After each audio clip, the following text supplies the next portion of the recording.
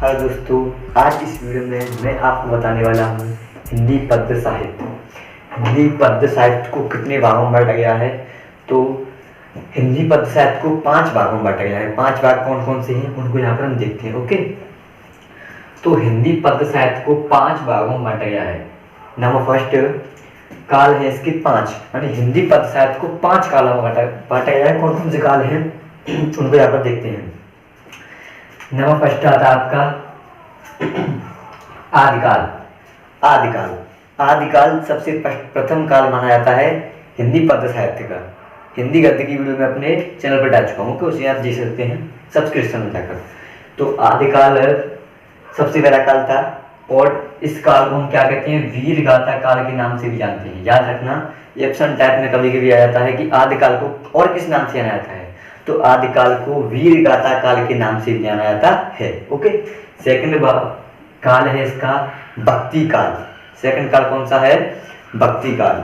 Okay, तो second काल है इसका भक्ति काल, और भक्ति काल को हम पूर्व मध्य काल भी कहते हैं। तो भक्ति काल को क्या कहते हैं, पूर्व मध्य काल। तो ऐसे भी आ सकता है कि भक्ति काल को और किस नाम से जाना जाता है, तो आप क्या लिखेंगे, पूर्व मध्य काल। क्या लिखेंगे, पूर्व मध्य काल। ओके, तो 2 कालों के अलग अलग नाम हो चुके हैं और 2 काल हो चुके हैं। जैसे कि आदिकाल का दूसरा नाम क्या है, वीरगाथा काल।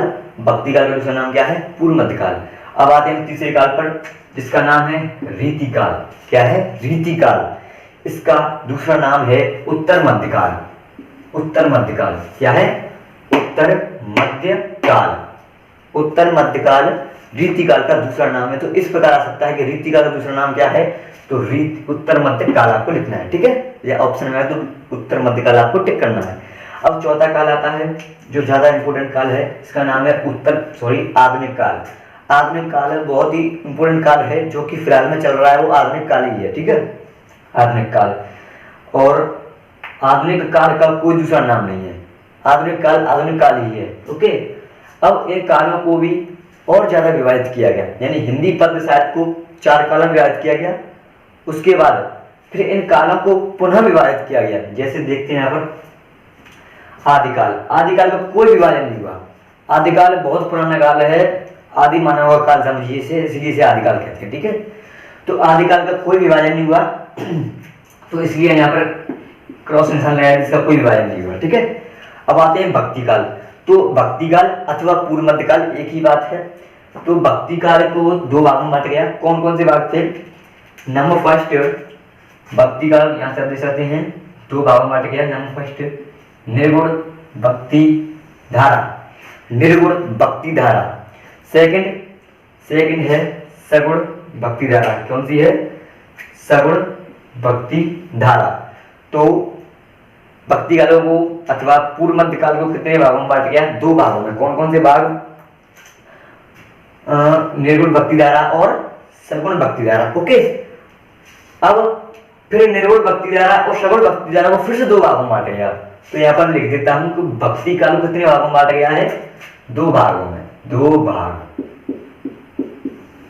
2 भाग। ठीक है, तो आपको याद रखना है कि भक्ति काल को कितने भागों में बांटा गया, 2 भागों में। कौन कौन से हैं, निर्गुण भक्ति धारा और सगुण भक्ति धारा। अब आता है निर्गुण भक्ति धारा को कितने भागों में बांटा गया, तो निर्गुण भक्ति धारा को भी 2 भागों में बांटा गया है। तो यहाँ पर भी लिख देते हैं निर्गुण भक्ति धारा के 2 भाग। कौन कौन से हैं, ज्ञान मार्गी शाखा और सेकंड प्रेम मार्गी शाखा। निर्गुण भक्ति धारा में जो ज्ञान मार्गी शाखा है, इसमें ज्ञान के ऊपर पुस्तकें, कविताएं, पद्य लिखे गए। जबकि प्रेम मार्गी शाखा, इसमें प्रेम के ऊपर पद्य लिखे गए। जैसे कि पद्मावत एक प्रेम कहानी है, उसके ऊपर भी प्रेम मार्गी में एक बुक लिखी गई, जो कि मलिक मोहम्मद जायसी ने लिखी। मैं इन सभी की एक रचनाकार का नाम लिखाऊंगा यहाँ पर। ओके, ज्ञान मार्गी में जैसे तुलसीदास और भी बहुत सारे लेखक हैं, इन्होंने ज्ञान के ऊपर बहुत सारी पुस्तकें लिखी, सूरदास और भी है। ठीक है, अब आते हैं सगुण भक्ति धारा। सगुण भक्ति धारा के भी 2 भाग है, इसके भी 2 भाग है, इसके भी 2 भाग हैं। तो इसमें तो आपको ज्यादा याद करने की जरूरत नहीं है, आप याद कर सकते हैं कि भक्ति काल को कितने भागों में बांटा गया है, 2 भागों में। 2 भागों को कितने भागों में बांटा गया है, और 2 भागों में। ठीक है, तो सगुण भक्ति धारा को 2 भागों में बांटा गया है। नंबर फर्स्ट है राम भक्ति धारा, सेकंड है कृष्ण भक्ति धारा। राम भक्ति धारा में श्री रामचंद्र पुरुषोत्तम महापुरुष श्री रामचंद्र की भक्ति हुई, जैसे तुलसीदास ने उनके ऊपर रामचरितमानस पूरा ग्रंथ लिखा तो वो राम भक्ति धारा में आएगा। सेकंड कृष्ण भक्ति धारा, जैसे कि सूरदास और भी हैं इनके रसखान जी, तो वे सभी कृष्ण के भक्त थे, तो उसमें कृष्ण भक्ति धारा में आएगी। ठीक है, उन्होंने क्या क्या लिखे हैं वो कृष्ण भक्ति धारा में आएगा। और तुलसीदास ने जो राम की भक्ति की वो राम भक्ति धारा में आएगा। ओके, अब आते हैं तो तीसरे काल पर आते हैं रीतिकाल। अब रीतिकाल कितने भागों में बांटा गया है? रीतिकाल को उत्तर मध्यकाल भी कहते हैं, ये आप जानते हैं। तो रीतिकाल को 2 भागों में बांटा गया है। कितने भागों में बांटा गया है? 2 भाग, यानी 2 भाग। रीतिकाल को 2 भागों में बांटा गया है। कौन कौन से भाग हैं? रीति मुक्त काव्य और रीतिबद्ध काव्य। इन सभी कालों के भागों के अलग अलग रचनाकार है, वो आपको लिखाए जाएंगे। और आदिकाल, भक्तिकाल, रीतिकाल, आधुनिक काल, इन सभी की प्रवृत्तियां जो भी 2 मार्क्स में कितने 2 नंबर की आती हैं, वो पक्का आती है डेफिनेटली, उनको मैं यहाँ पर लिखाऊंगा सभी को, तो आप अगली वीडियो में देख सकते हैं। ठीक है, तो रीतिकाल में कितने भागों में बांटा गया है? 2 भागों में। कौन कौन से? रीति मुक्त काव्य और रीतिबद्ध काव्य।